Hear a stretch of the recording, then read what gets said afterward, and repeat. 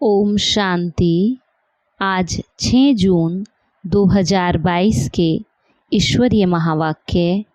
आज बाबा ने कहा, मीठे बच्चे, ज्ञान का फाउंडेशन है निश्चय। निश्चय बुद्धि बन पुरुषार्थ करो तो मंजिल तक पहुंच जाएंगे। प्रश्न है, कौन सी एक बात बहुत ही समझने और निश्चय करने की है? बाबा कहते, अब सभी आत्माओं का हिसाब किताब चुकतू होने वाला है। सभी मच्छरों सदृश जाएंगे स्वीट होम। फिर नई दुनिया में थोड़ी सी आत्माएं आएंगी। ये बात बहुत समझने और निश्चय करने की है। प्रश्न है, बाप किन बच्चों को देख खुश होते हैं? बाप किन बच्चों को देख खुश होते हैं? तो बाबा कहते, जो बच्चे बाप पर पूरा बलि चढ़ते, जो माया से हिलते नहीं, अर्थात अंगद की तरह अचल अडूल रहते हैं, ऐसे बच्चों को देख बाप भी खुश होते हैं। गीत है, धीरज धर मनवा धीरज धर, तेरे सुख के दिन आए कि आए। ओम शांति। बच्चों ने क्या सुना, यह बाप ही कह सकते हैं ना।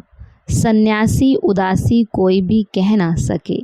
पारलौकिक बेहद का बाप ही बच्चों को कहते हैं, क्योंकि आत्मा में ही मन बुद्धि है।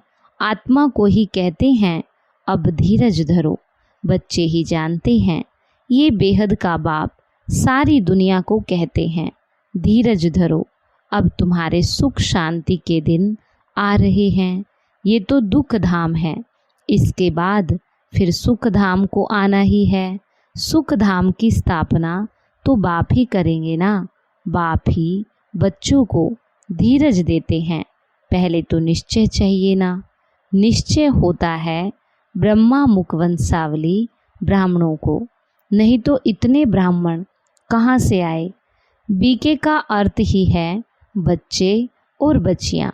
इतने सब बीके कहलाते हैं तो जरूर प्रजापिता ब्रह्मा होगा ना। इतने सबका एक ही माता पिता है और सबको तो अलग अलग माता पिता होते हैं। यहाँ तुम सबका एक ही माता पिता है। नई बात है ना। तुम ब्राह्मण थे नहीं, अभी बने हो। वह ब्राह्मण है कुक वंशावली, तुम हो मुख वंशावली। हर एक बात में पहले तो निश्चय चाहिए कि कौन हमको समझाते? भगवान ही समझाते हैं। अब कलयुग का अंत है। लड़ाई सामने खड़ी है। यूरोपवासी यादव भी है, जिन्होंने बॉम्ब्स आदि की इन्वेंशन की।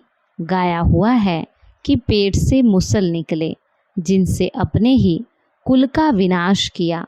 बरोबर कुल का विनाश जरूर करेंगे। हैं तो एक ही कुल के, एक दो को कहते रहते हैं कि हम विनाश करेंगे। ये भी बरोबर लिखा हुआ है। तो अब बाबा समझाते हैं, बच्चे धीरज धरो। अब ये पुरानी दुनिया ख़त्म हो जानी है। कलयुग खलास हो तब तो सतयुग होना। जरूर उनके पहले ही स्थापना होनी चाहिए। गाया भी जाता है, ब्रह्मा के द्वारा स्थापना, शंकर द्वारा विनाश। पहले स्थापना करेंगे, फिर जब स्थापना पूरी हो जाती तब विनाश होता है। स्थापना हो रही है। ये है ही न्यारा मार्ग, जो कोई भी समझते नहीं। कोई ने कभी सुना ही नहीं तो समझते हैं। जैसे और मठ पंथ होते हैं, वैसे ये भी बीके का एक मठ है। उन विचारों का कोई दोष ही नहीं। कल्प पहले भी ऐसे ही विघन डाले थे। ये है ही रुद्र ज्ञान यज्ञ। रुद्र कहा जाता है शिव को, वो ही राजयोग सिखलाते।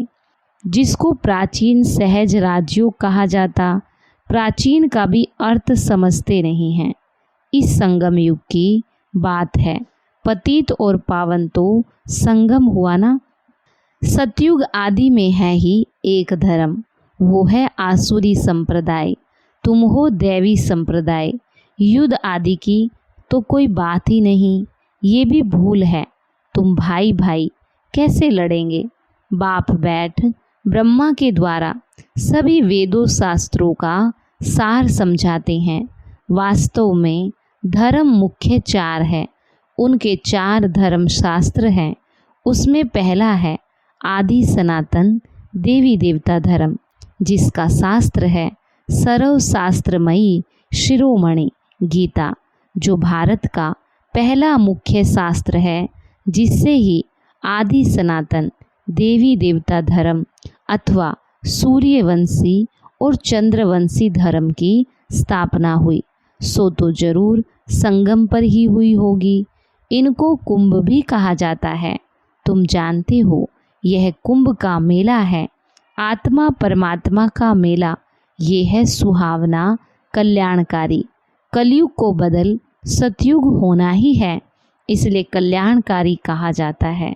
सतयुग से त्रेता होता है, फिर त्रेता से द्वापर होता है, तो कलाएं कम होती जाती, अकल्याण होता ही जाता है। फिर जरूर कल्याण करने वाला चाहिए। बाबा कहते जब पूरा अकल्याण हो जाता तब बाप आते हैं सभी का कल्याण करने। बुद्धि से काम लेना होता है। जरूर बाप कल्याण करने अर्थ आएगा भी संगम पर। सर्व का सदगति दाता बाप है, सर्व तो द्वापर में नहीं है। बाबा कहते सतयुग त्रेता में भी सब नहीं है, बाप आएगा ही अंत में। जबकि सभी आत्माएं आ जाती हैं तो बाप या करके धीरज देते। बच्चे कहते बाबा इस पुरानी दुनिया में दुख बहुत है, बाबा जल्दी से ले चलो। बाबा कहते नहीं बच्चे, ये ड्रामा बना हुआ है।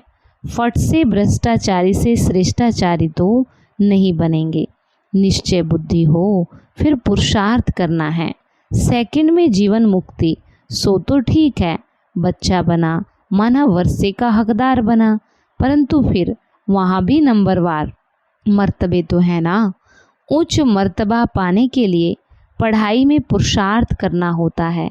ऐसे नहीं फट से कर्मातीत अवस्था हो जाएगी, फिर तो शरीर भी छोड़ना पड़े, ऐसा लो नहीं है। माया से तो अच्छी रीति युद्ध करनी है। तुमको मालूम है युद्ध 8, 10, 15 वर्ष भी चलती रहती है। तुम्हारी युद्ध तो माया से है। जब तक बाप है तुम्हारी युद्ध चलती ही रहती है। पिछाड़ी में रिजल्ट निकलेगी किसने कितना माया को जीता, कितना कर्मातीत अवस्था को पहुँचे। बाबा कहते हैं जितना हो सके अपने घर को याद करो, वो है शांति धाम। वाणी से परे स्थान वो है। अभी तुम बच्चों की बुद्धि में खुशी है। तुम जानते हो ये ड्रामा कैसे बना हुआ है। 3 लोक भी तुम जानते हो, और कोई की बुद्धि में नहीं है। बाबा भी शास्त्र आदि बहुत पढ़ा हुआ है, परंतु ये बातें थोड़ी बुद्धि में थी।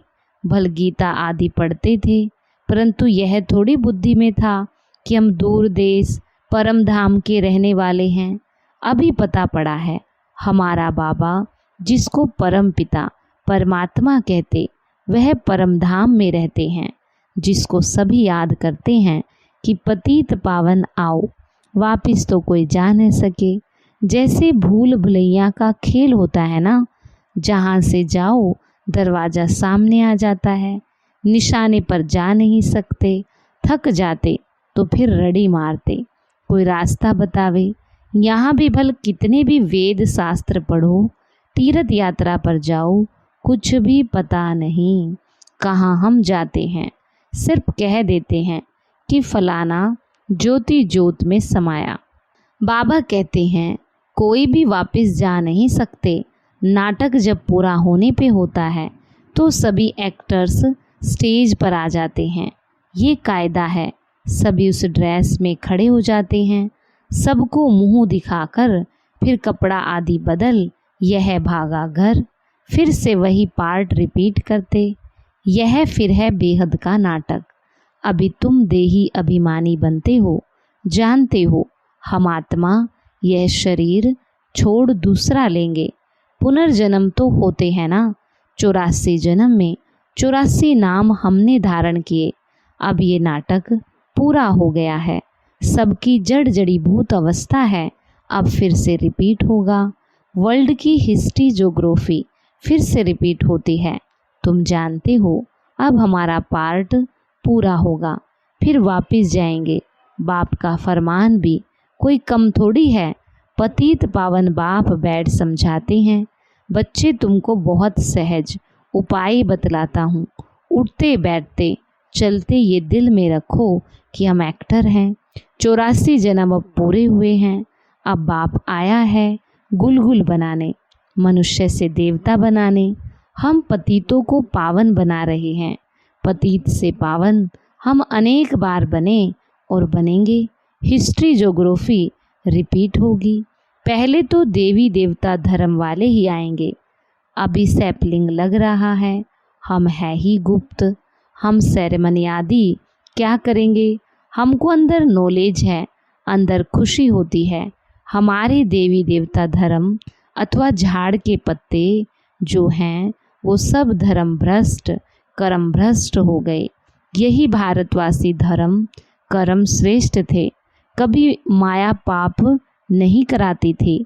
पुण्य आत्माओं की दुनिया थी। वहाँ रावण होता ही नहीं। वहाँ कर्म अकर्म हो जाते हैं। फिर रावण राज्य में कर्म विकर्म होना शुरू हो जाता है। वहाँ तो विकर्म हो न सके, कोई भ्रष्टाचारी हो न सके। तुम बच्चे योग बल से विश्व के मालिक बनते हो श्रीमत पर।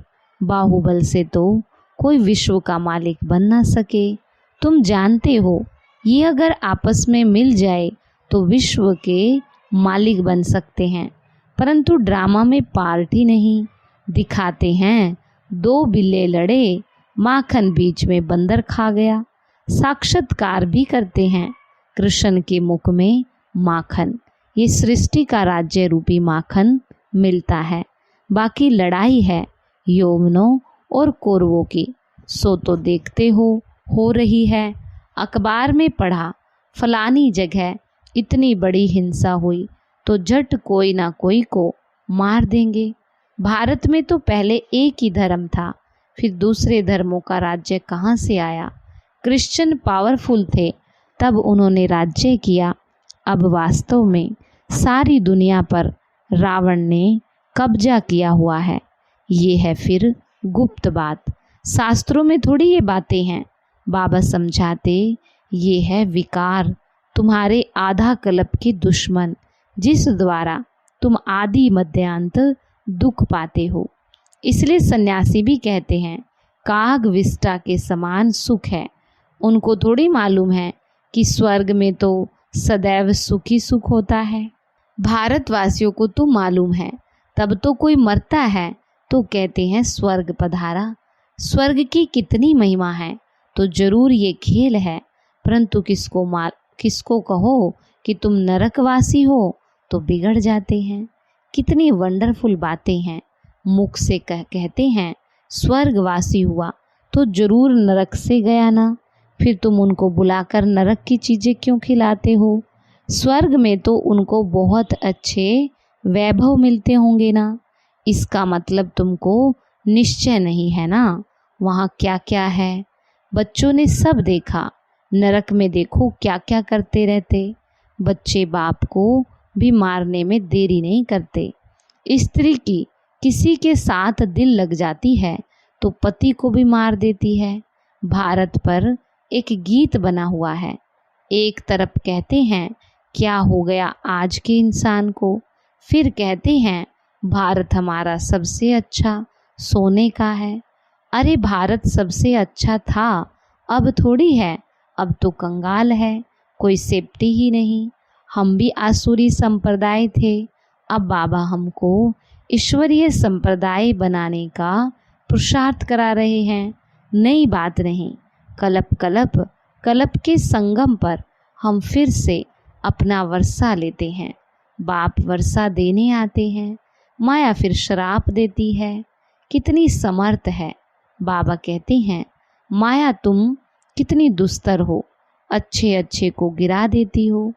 उस सेना में तो मरने मारने का ख्याल नहीं रहता, चोट खाकर फिर मैदान में आ जाते हैं। उनका धंधा ही ये है, प्रोफेशनल हैं।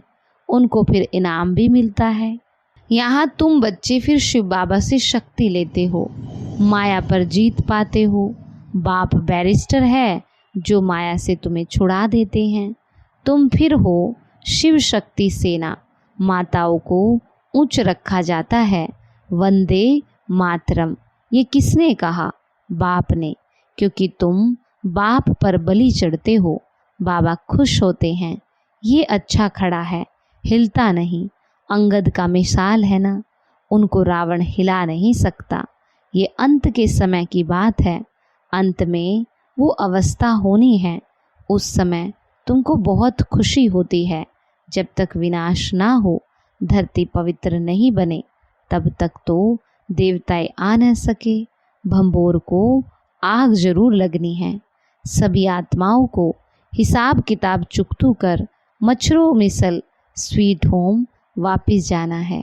मच्छर कितने करोड़ों मरते हैं, इसलिए गाया भी जाता है, राम गयो रावण गयो जाको बहु परिवार।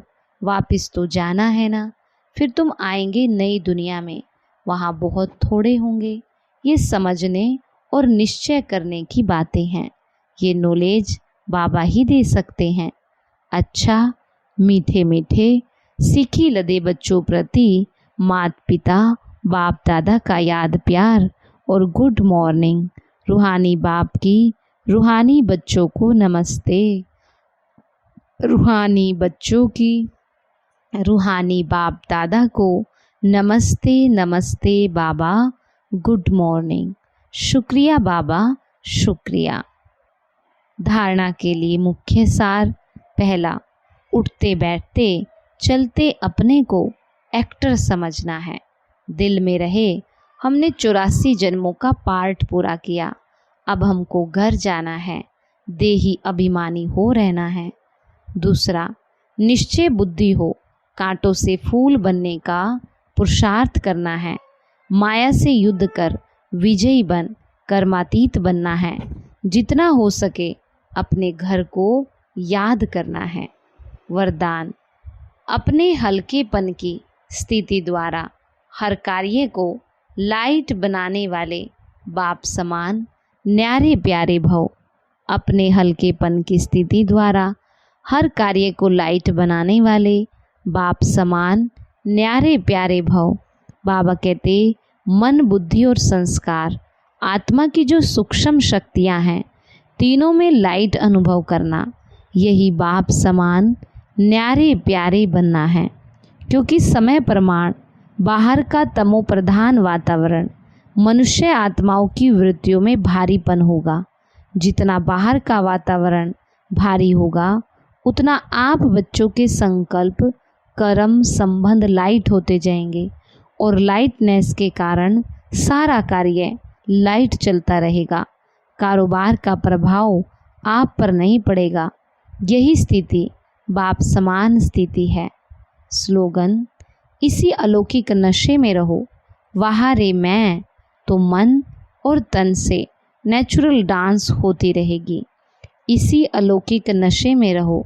वहाँ रे मैं तो मन और तन से नेचुरल डांस होती रहेगी। आज का अभ्यास है, मैं बाप समान न्यारी प्यारी आत्मा हूँ। मैं बाप समान न्यारी प्यारी आत्मा हूँ। आज का अव्यक्त इशारा है 6 तारीख। बाबा कहते, बच्चे परखने की शक्ति को बढ़ाने के लिए बुद्धि की लाइन बहुत स्वच्छ चाहिए। बच्चे परखने की शक्ति को बढ़ाने के लिए बुद्धि की लाइन बहुत स्वच्छ चाहिए। स्वच्छ बुद्धि तब बनेगी जब कोई भी संकल्प मर्यादा के विपरीत नहीं होगा। अमृत वेले से रात के सोने तक हर कदम मर्यादा अनुकूल, स्मृति, वृत्ति और दृष्टि भी सदा ही मर्यादा प्रमाण हो। तब आपकी स्वच्छ बुद्धि स्वयं को व सर्व को सहज ही परख सकेगी।